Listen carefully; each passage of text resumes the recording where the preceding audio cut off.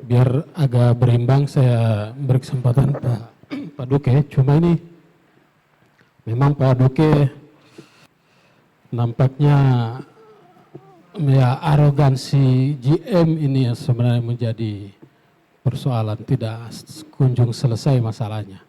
Ya, Ya, silakan Pak Duke. ya Pak Hadi, terima kasih. Memang arogansi ini harus mulai diturunkan sedikit-sedikit.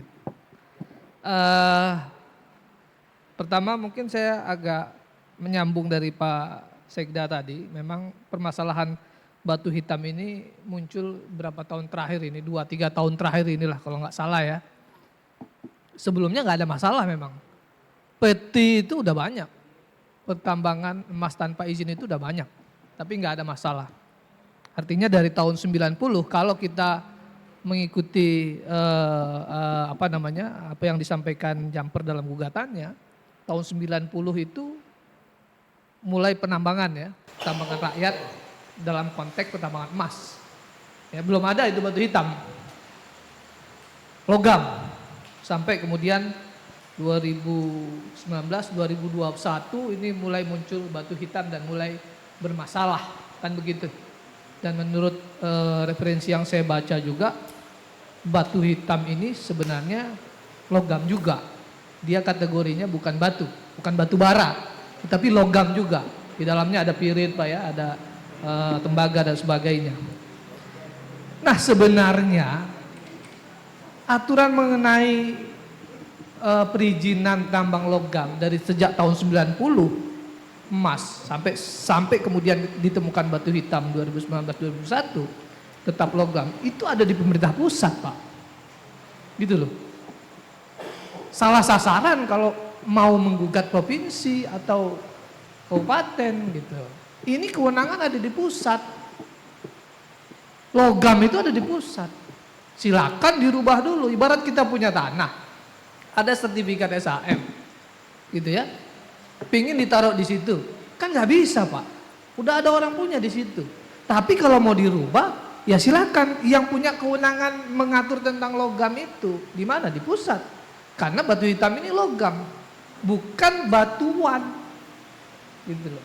Makanya kami agak keberatan ketika keluar putusan ini, tapi ya sudahlah, ini sudah terjadi, kan. Nah, kedua terkait, saya agak menanggapi Pak Ruwanto. Mohon maaf Pak, kebetulan beliau hakim saya, jadi harus hati-hati. Saya bingung ini sebenarnya. Ada humas, apakah Pak Bayu apa Pak Ir ini, tapi ya karena di sini Pak Ir, saya perlu menanggapi terkait e-court Pak. Terkait e-court itu ada apa namanya berita acara Pak ya, berita acara elektronik ya, berita acara elektronik. Yang mana di situ disebutkan bahwa agenda sidang kan kita punya court calendar, agenda sidang tanggal 25 itu ditetapkan sebagai putusan sela provisional gitu. Tentunya ada berita acara sidang elektronik pada hari Selasa itu tanggal 25. Dan semua pihak penggugat tergugat itu mengacu pada kalender court yang dibuat dan sudah ada di dalam e-court itu pada tanggal 25 mengenai putusan hari Selasa. Nah, ini saya ingin menjelaskan informasi mana yang pertama kita terima, apakah dari SIPP, informasi putusan perkara, atau dari e-court. Nah, berdasarkan e-court kita mendapatkan pemberitahuan bahwa upload putusan pada tanggal 28 Juli.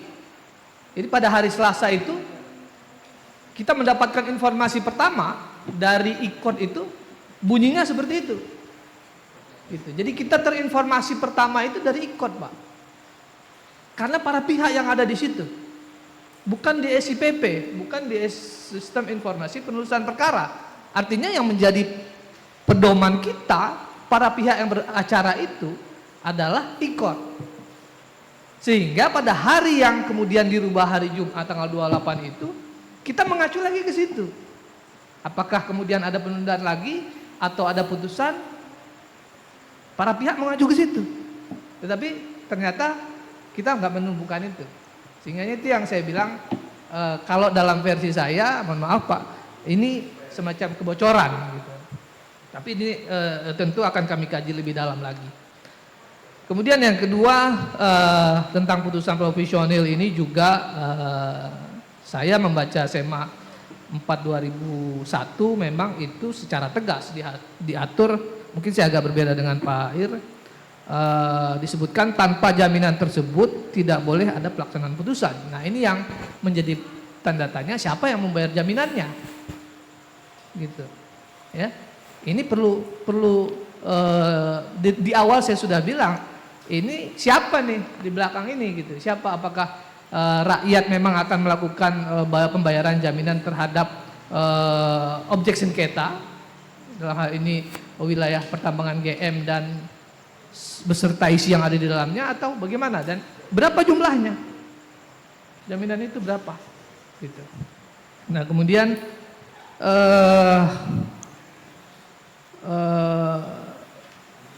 masyarakat diberi kesempatan, ya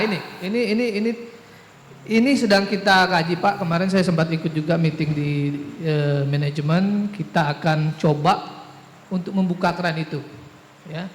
Karena memang ini kan baru barang ini. Takutnya kami salah gitu loh. Ketika kita coba buka keran itu, kita izinkan, kita yang salah Pak. Tapi tentunya ini juga harus memberikan manfaat pada masyarakat. Tapi masyarakat yang mana gitu, harus jelas. Apakah masyarakat Gan-Gan atau yang namanya Bruce Lee atau namanya, harus jelas. Jangan Hang Song atau siapa kan. Nah ini kan jadi nggak jelas jadinya. Harus memang betul-betul masyarakat yang menambang di sana gitu. Kita memang mungkin bisa dibuat dalam sebuah koperasi atau dalam sebuah asosiasi penambang rakyat mungkin gitu ya. Ini akan kita buka Pak, dan tentunya akan berkoordinasi dengan ESDM karena ini logam. Jadi sekali lagi ini logam, jadi kita ketentuannya harus melalui pusat, nggak bisa di daerah. Dan betul, terakhir tadi mengenai arogansi korporasi, ini akan kami sampaikan ke manajemen. Terima kasih Pak Budi. Pak Budi kebetulan buka saya tadi, beliau Direktur BUMD juga, jadi sekalian saya buka. Jadi nanti akan kita coba cari solusi bersama Pak. Terima kasih.